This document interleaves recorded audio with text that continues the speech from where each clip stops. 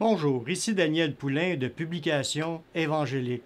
Je veux prendre un temps aujourd'hui pour vous expliquer un message excessivement important. Je pense que c'est quelque chose qui peut intéresser tout le monde qui nous entoure, afin qu'on puisse avoir une certitude dans cette vie. La question que je veux répondre, c'est la question que je pense que tout le monde peut se la poser. Y a-t-il une vie après la mort? Est-ce que la Bible parle de la vie après la mort? Parce que, après notre séjour terrestre, est-ce qu'il y aurait une continuité de vie, d'existence, puis d'une conscience, qu'on se rend conscient de ce qui se passe par la suite? Est-ce que la Bible donne des réponses là-dessus? C'est ce que je vais m'essayer de vous répondre en quelques versets que nous allons aller étudier ensemble.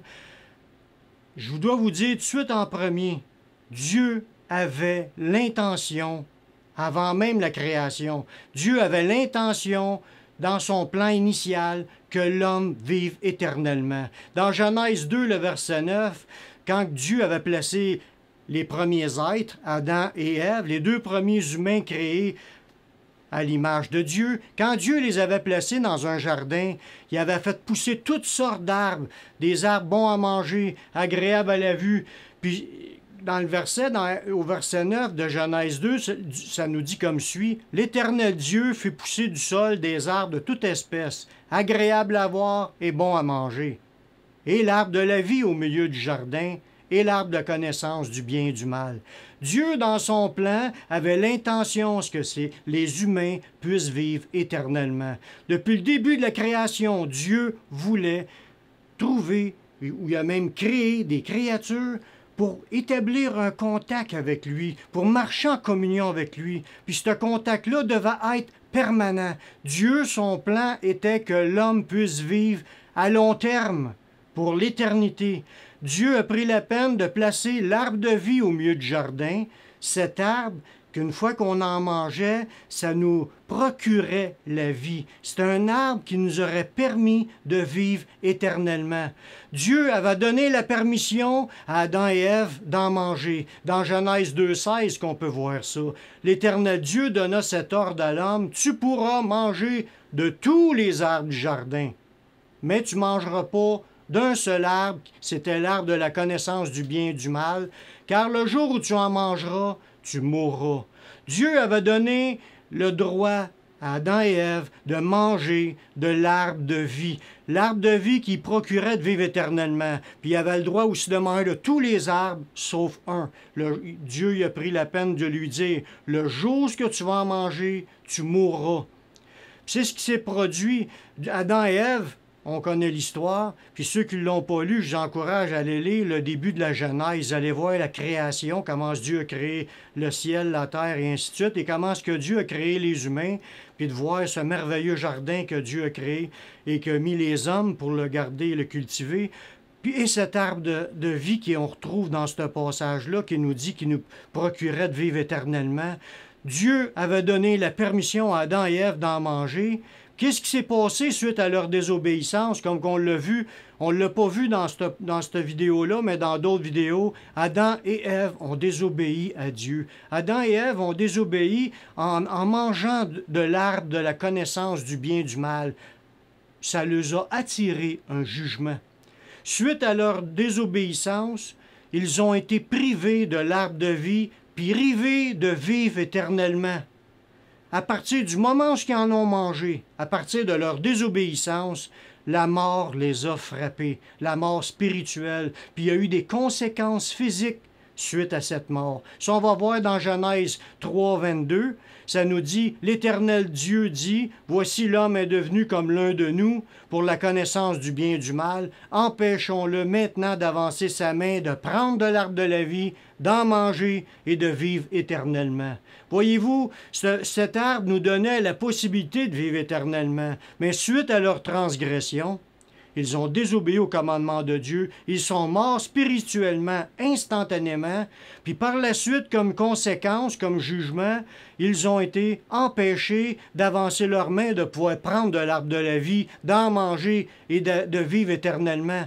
Ils ont aussi d'autres conséquences, comme d'être rejetés loin de ce jardin. Adam et Ève n'avaient plus le droit d'aller dans le jardin que Dieu avait créé, puis ils n'avaient plus le droit non plus de prendre de l'arbre de vie et vivre éternellement. C'est une conséquence directe du péché d'Adam et Ève, de leur désobéissance. Dieu les avait avertis, puis Adam et Ève ont transgressé ce commandement, puis qu'est-ce qu'il a fait? Ça a eu des conséquences directes, comme une condamnation qui s'est produite à partir du moment qu'ils étaient morts spirituellement et privés de l'arbre de la vie. Leur chemin, leur destin était de mourir physiquement. Dans Genèse 3,19, Dieu prononce un jugement contre Adam et Ève, puis leur dit, « C'est à la sueur de ton visage que tu mangeras du pain jusqu'à ce que tu retournes dans la terre d'où tu as été pris, car tu es poussière et tu retourneras dans la poussière. » Adam et Ève ont reçu comme châtiment d'être privés de l'arbre et être destinés à aller mourir physiquement, à retourner dans la poussière de la terre, à retourner d'où ce qui avait été pris. Parce que l'humain sort de la poussière de la terre, a été formé de la matière de cette terre et doit retourner à la terre. Mais est-ce que la Bible parle de d'autres possibilités que cet arbre de vie pour nous assurer la vie éternelle, pour nous donner de vivre éternellement?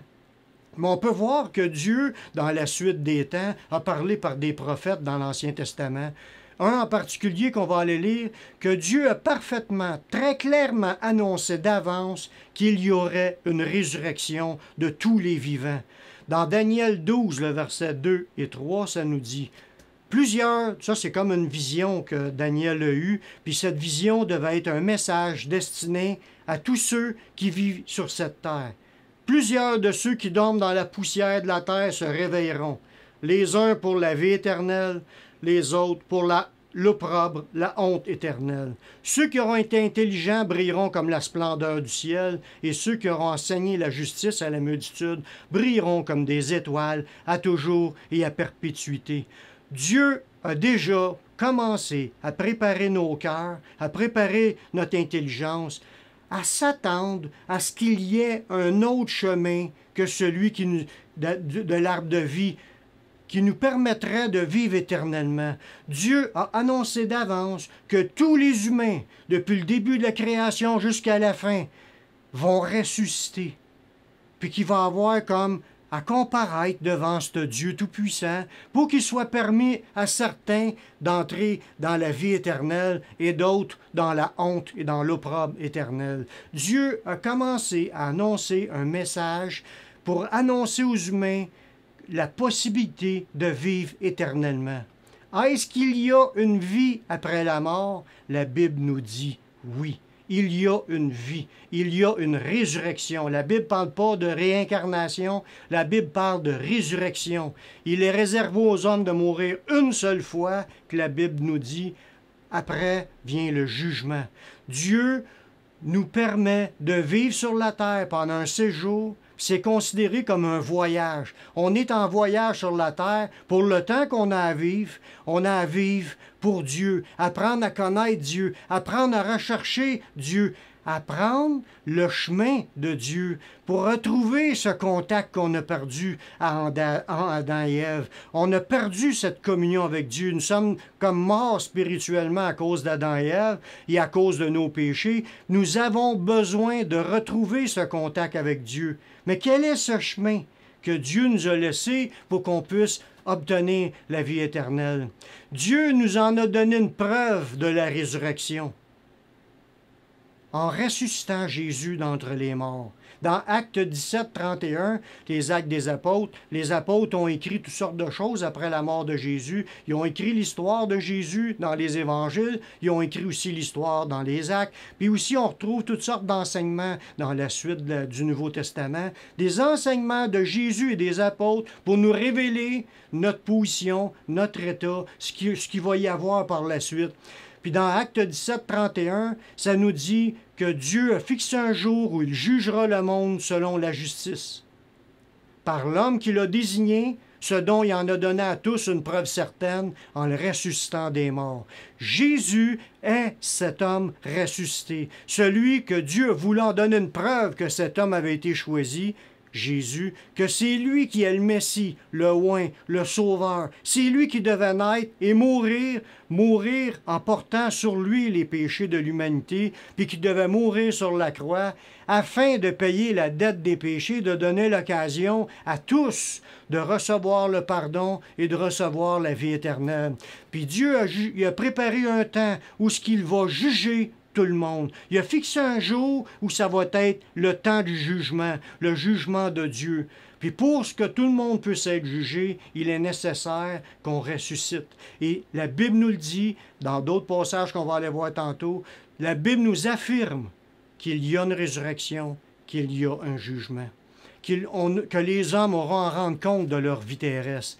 Puis tout notre avenir va être en conséquence de nos choix terrestres. Dieu en a donné une preuve certaine que la résurrection existe parce qu'il a permis que Jésus apparaisse après sa mort.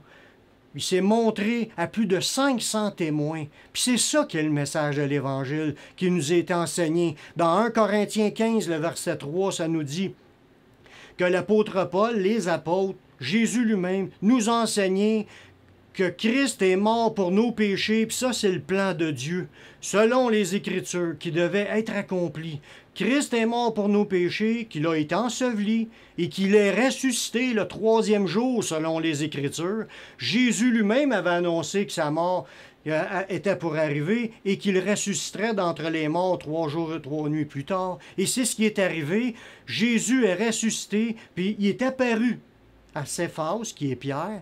Il est apparu aux 12 apôtres, puis il est apparu aussi à plus de 500 frères à la fois, dont la plupart étaient encore vivants au temps que cette lettre était écrite. Dieu a permis, parce qu'il n'a pas voulu qu'on croie sans voir. Il a donné des preuves de la résurrection en ayant ressuscité Jésus, puis en ayant permis que Jésus apparaisse à plus de 500 personnes qui ont été témoins de sa résurrection. Là, vous allez me dire, ouais, mais c'est pas moi qui étais là. Je sais qu'on n'était pas là. Mais on peut quand même aujourd'hui avoir des preuves de la résurrection de Jésus. Nous pouvons demander à Dieu de nous le montrer, de montrer des signes qu'il est là, d'exaucer nos prières. Puis vous allez être convaincus que Dieu est là. Jésus, dans son enseignement terrestre, a annoncé une chose, que c'est à sa voix que les morts ressusciteront. Dieu a préparé Jésus pour une mission spéciale. Premièrement, Jésus venait d'en haut, il était de toute éternité, il était le créateur de toutes choses, puis il est venu en forme humaine, dans le but de mourir sur la croix, dans le but de ressusciter, dans le but qu'il soit établi par son Père, juge des vivants et des morts, et aussi dans le but de ressusciter l'humanité. Puis un verset dans Jean 5, 28 que Jésus nous a dit, « Ne vous étonnez pas de cela, car l'heure vient que tous ceux qui sont dans les sépulcres, dans les tombeaux, enterrés, tous ceux qui sont enterrés entendront sa voix, en parlant de la voix de Jésus, et en sortiront. Ceux qui auront fait le bien ressusciteront pour la vie, mais ceux qui auront fait le mal ressusciteront pour le jugement. » Voyez-vous, peu importe ta croyance aujourd'hui, tous vont ressusciter. Même si tu te dis toute ta vie, « Ah, ben moi, je crois pas à la vie après la mort. Moi, pour moi, dans ma vie, je vais être enterré, je me fais incinérer ou peu importe. Puis, ça finit là, point final. Mais je regrette, c'est pas nous qui décident. C'est Dieu qui décide. Puis Dieu veut t'annoncer aujourd'hui qu'il y a une résurrection, puis que tu as à te préparer à rencontrer ton Créateur. La Bible, elle dit, tous vont ressusciter, tous vont entendre la voix de Jésus et ils vont en sortir. Mais il y en a qui vont ressusciter pour la vie éternelle, puis il y en a qui vont ressusciter pour le jugement éternel. Jésus, en ressuscitant, il a mis en évidence la puissance de l'Évangile, la puissance de la bonne nouvelle. Comme quoi, dans 2 Timothée 1,10, ça nous dit qu'il a été manifesté à travers Jésus-Christ, que la mort a été détruite, puis il a mis en évidence la vie et l'immortalité par l'Évangile. Jésus est venu donner une preuve que nous pouvons ressusciter, puis qu'il en a donné une preuve en s'ayant montré aux gens qui l'entouraient. Il a mis en évidence que la vie après la mort existe et qu'il y a une immortalité par l'Évangile, un temps éternel qu'on va vivre ensemble, mais pas tous ensemble. Il y en a deux groupes en fin de compte. Il y en a une partie qui vont vivre dans l'éternité avec Dieu, puis les autres qui sont morts dans leur péché, sans le pardon offert en Jésus, vont avoir à payer pour leurs péchés, puis à cause de leurs péchés, ils ne pourront pas entrer dans la vie éternelle. C'est ce que la Bible nous enseigne. Jésus a dévoilé à Marthe que lui-même, Jésus, était la résurrection et la vie. Et en Jésus est la possibilité de ressusciter. Dans Jean 11, le verset 24, Jésus a parlé à Marthe, puis il lui dit, en parlant de Lazare, Lazare est une personne qui est un ami de Jésus qui était mort. Puis là, Jésus est allé le voir pendant qu'il était mort. Ça faisait 4 jours qu'il était mort. Puis là, Jésus a parlé à sa sœur, Marthe, puis il lui a dit, « Je suis la résurrection et la vie. » Puis là, Marthe a dit, « Je sais que Lazare va ressusciter au dernier jour. » Puis Jésus lui a répondu, « Je suis la résurrection et la vie. Celui qui croit en moi vivra, quand même il serait mort. Et quiconque vit et croit en moi ne mourra jamais. » Crois-tu cela? Cette même question-là, je vous la pose. Croyez-vous cela?